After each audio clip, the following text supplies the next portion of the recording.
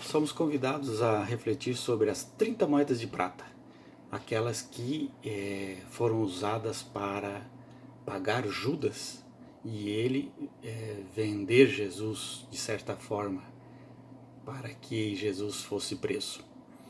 Essas 30 moedas de prata estão lá no livro de Mateus, capítulo 27, versículo de 6 a 10. E diz assim: os chefes dos sacerdotes pegaram dinheiro e disseram: isso é dinheiro sujo de sangue e é contra a nossa lei pôr esse dinheiro no caixa das ofertas do templo. Depois de conversarem sobre o assunto, resolveram usar o dinheiro para comprar o campo do oleiro, a fim de que servisse como cemitério para os não-judeus. Por isso aquele campo é chamado até hoje de campo de sangue. Assim aconteceu o que o profeta Jeremias tinha dito. Eles pegaram as 30 moedas de prata, o preço que o povo de Israel tinha concordado em pagar por ele, e as usaram para comprar o campo do oleiro, como o Senhor me havia mandado fazer. Esse texto fala dessa profecia de Jeremias. Só que você lendo todo o texto de Jeremias, todo o livro de Jeremias na Bíblia, você não vai encontrar essa profecia. Então, surge a dúvida: será que Mateus ele inventou essa história? Será que Mateus está mentindo? Será que circulou algum texto, algum escrito que transitou pela região e que se perdeu e não está no livro de Jeremias, mas dizem que foi Jeremias que fez, que escreveu? Não temos esse conhecimento. Se não temos esse conhecimento, não temos como provar que existiu esse texto, porque ninguém fala desse texto. Não está no profeta Jeremias esta profecia. É importante entendermos que lá em Zacarias, capítulo 11, versículo 13, fala sobre as 30 moedas de prata. Diz assim: o Senhor, pois, me disse: arroja isso ao oleiro, esse belo preço que foi avaliado por eles. E tomei as 30 moedas de prata e as arrojei ao oleiro na casa do Senhor. Portanto, podemos pensar: será que Mateus, o escritor do livro de Mateus, ao citar Jeremias, ele se enganou e deveria ter citado Zacarias? Podemos pensar assim.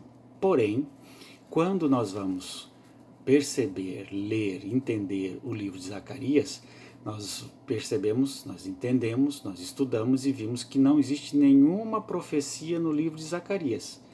O livro de Zacarias é um livro que fala de reorganização do povo, fala do contexto atualizado, da realidade daquele povo naquele momento, naquela situação que estavam vivendo, e não fala nada de futuro, nada de profecia.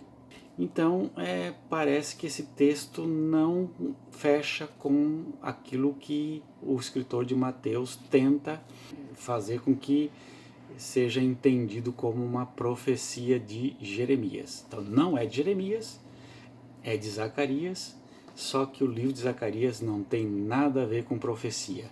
Então, não fecha.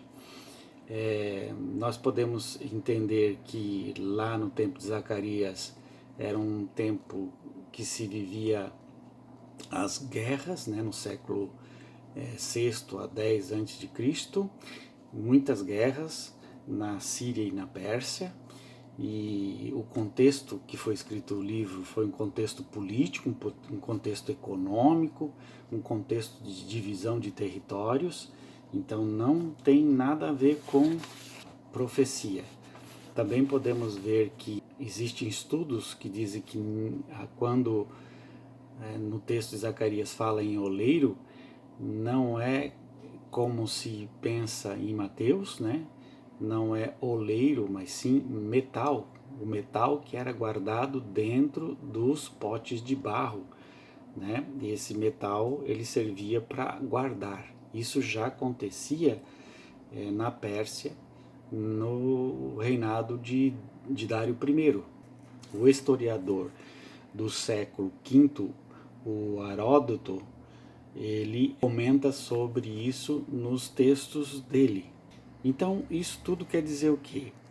Quer dizer que a passagem não é verídica, não está no livro de Jeremias, que existe a possibilidade do autor do livro de Mateus pegar um texto isolado para usar no contexto teológico, né, uma construção literária, teológica do autor do Mateus, tentando embutir o Antigo Testamento no Novo Testamento e dizer que as promessas do Antigo Testamento se realizam no Novo Testamento, para convencer o leitor, o ouvinte, né, para fazer com que ele acredite que Jesus é o Messias, o Salvador.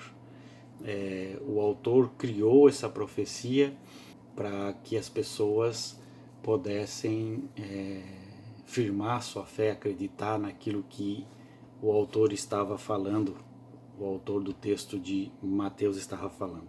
As promessas do Antigo Testamento não se concretizaram no Novo Testamento, só teologicamente a gente pode entender isso, mas não historicamente.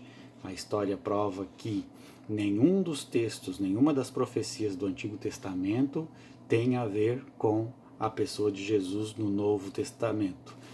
Agora, a teologia tenta fazer com que os textos do Antigo Testamento, as promessas, as profecias, sejam atribuídas à pessoa de Jesus, mas aí são os escritores do Novo Testamento que vão lá buscar os textos do Antigo e fazer uma interpretação ou uma alegoria para fazer com que o povo acreditasse que aquilo do Antigo Testamento estava acontecendo agora na época de Jesus, com a pessoa de Jesus. Para afirmar que Jesus era Deus, era preciso trazer esses textos e fazer com que esses textos do Antigo Testamento fossem afirmados no Novo Testamento. É muito interessante essa estratégia de coxa de retalho, né, de fazer caminhos usando esses textos do Antigo Testamento como forma de convencer o leitor, o ouvinte, de que Jesus é o Messias, de que Jesus é Deus. Essa é a história que Mateus quer contar. Por isso que ele usa os textos do Antigo Testamento para afirmar que aquilo que ele está dizendo é verdade e que Jesus é o Salvador. Teologicamente, se busca entender assim. Porém, historicamente, os textos do Antigo Testamento não têm nada a ver com os textos do Novo Testamento. Jesus não tem nada a ver com as promessas do Antigo Testamento. É uma ficção da cabeça dos apóstolos. Se é delírio, se é esquizofrenia, se é por querer ou não, aí a gente não sabe, mas que não condiz, que não fecha. Portanto, podemos perceber que os textos são forçados, né? E há esses erros brutais de contexto histórico, e aí é claro que os teólogos vão dizer: a Bíblia é inerrante, a palavra de Deus é inerrante, pode ter erros históricos e tal, mas como palavra de Deus não tem erro tal. Isso é uma forma de se entender a Bíblia, de uma forma teológica de se entender a Bíblia, mas historicamente, aprofundando aí os textos, né, vendo o contexto de onde veio, por que foi escrito, como foi escrito, para quem foi escrito, quem escreveu, que época foi, quem foi o destinatário, quem eram os religiosos da época, quem eram os políticos da época, como era o povo, se o povo estava sofrendo, se o povo era escravo. Tudo isso é preciso contextualizar para entender o que tem por detrás de cada texto bíblico. O que o povo faz é ouvir e acreditar, sem estudar. E daí pensa que tudo que está escrito na Bíblia é exatamente aquilo que se diz nos púlpitos das igrejas. E aí o povo se torna fantoche, né, das igrejas, das compreensões religiosas e não pensa, né? É levado como Maria vai com as outras, infelizmente. Um abraço, tchau.